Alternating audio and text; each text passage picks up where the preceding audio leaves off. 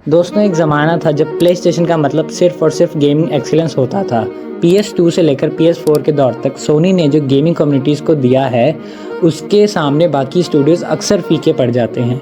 Single player story driven masterpiece games का मतलब ही play station था। लेकिन आज 2026 में सब कुछ चेंज हो गया है। जिस ब्रांड ने गेमर्स का दिल जीतकर इंडस्ट्री पर राज किया था, आज वही सोनी ऐसी गलतियां कर रहा है जिससे फैंस का उन पर बैकलैश आ रहा है। प्राइस हाइक्स, लाइव सर्विस की प्रॉब्लम और सबसे बड़ा झटका फिजिकल डिस्क को ख़त्म करने का फैसला। आखिर सोनी चाहता क्या है? आज की इस वीडियो में हम बात करेंगे कि प्ले स्टेशन की वो गलतियां जिनकी वजह से वो अपने ही बनाए किंगडम को बर्बाद कर रहे हैं।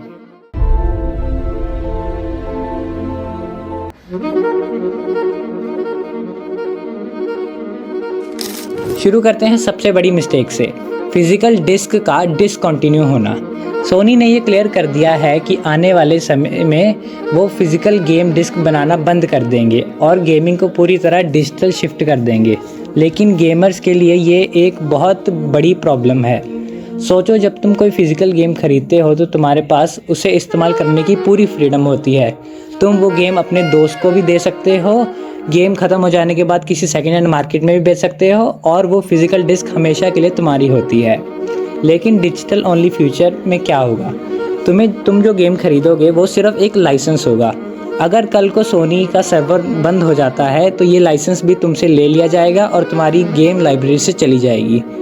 ऊपर से सेकेंड हैंड गेमिंग मार्केट पूरी तरह ख़त्म हो जाएगी और प्ले स्टेशन स्टोर अपने हिसाब से प्राइस को चेंज कर सकेगा ताकि वो पैसे कमा सके।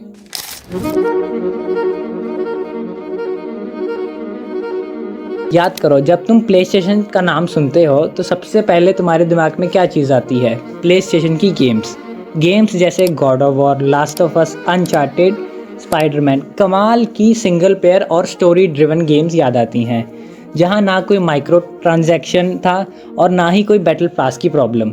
लेकिन सोनी ने जब देखा कि फोर्टनाइट और call of duty micro transaction और बैटल पास से पैसे कमा रहे हैं, तो सोनी ने अपने बेहतरीन सिंगल प्लेयर स्टूडियो को एक लाइव सर्विस गेम बनाने में लगा दिया।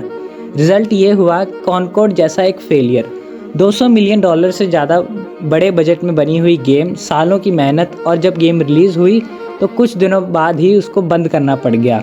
गेमर्स को लाइव सर्विस गेम नहीं चाहिए थी, उन्हें क्वालिटी स्टोरी ड्रिवन गेम चाहिए थी।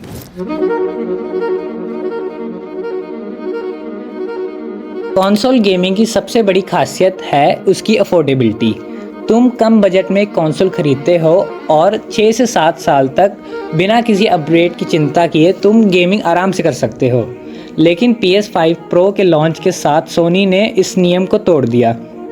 एक तो ये इतना महंगा था कि नॉर्मल बजट गेमर्स इसको खरीद ही नहीं सकते थे। ऊपर से फुली डिजिटल, ना ही इसमें कोई डिस्क ड्राइव, ना ही वर्टिकल स्टैंड। अगर तुम्हें डिस्क चलानी है तो उसके लिए अलग डिस्क ड्राइव लेनी पड़ती थी, उसके लिए एक अलग खर्चा। गेमर्स ने कहा, अगर हमारे पास इतने ही पैसे हैं तो हमें एक कंसोल क्यों ले जो सिर्फ गेम कराए? इससे बढ़िया कोई लैपटॉप या फिर PC ना ले लें जो सब काम करा सके और अपने हिसाब से हम उसको अपग्रेड भी कर सकते हैं।